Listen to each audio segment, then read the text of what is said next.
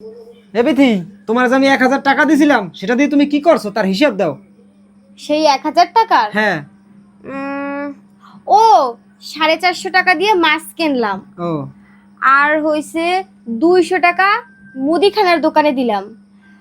আর কি করলাম ও হ্যাঁ হ্যাঁ 50 টাকার আম কিনেছি। ও মোট 700 টাকা। আর 300 টাকা এইভাবে হাত পাতলাই না কেউ টাকা দিয়ে যায় না। বেহিসেবি মেয়ে কোথাকারের।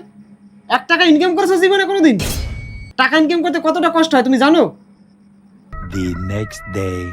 ভোর 5টার সময় উঠেছি, ঘর মুছেছি, ঘর ঝাড়ু দিয়েছি, উঠান কুড়িয়েছি, রান্না করেছি আর তোমার জন্য টিফিন করেছি, লুচি আর আলুর দম। এই নাও ধরো। अरे कहना क्या चाहते हो?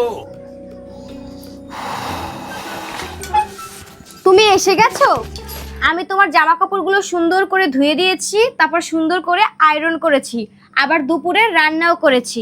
এখন তুমি ওই জায়গা বসো, আমি তোমার জন্য এক্ষুনি চা বানিয়ে নিয়ে আসতেছি। हे भगवान तेरी लीला अपरंपार है। এই নাও তোমার চা। রাতে কি খাবা?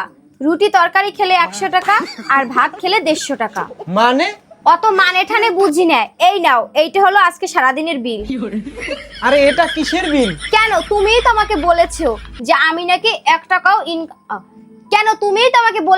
আমার নাকি 1 টাকা ইনকাম করারও মুরদ নাই। তাই আজকে থেকে আমি ঠিক করেছি আমি যা যা কাজ করব সেটা সঠিক পারিশ্রমিক আমি বুঝে নেব।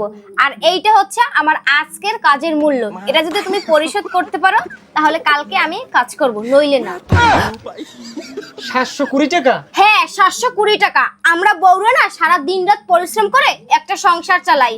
এই সময়টা যদি আমরা বাইরে কাজ করতাম না তাহলে তোমাদের থেকে আরো দ্বিগুণ টাকা ইনকাম করতাম, বুঝছো?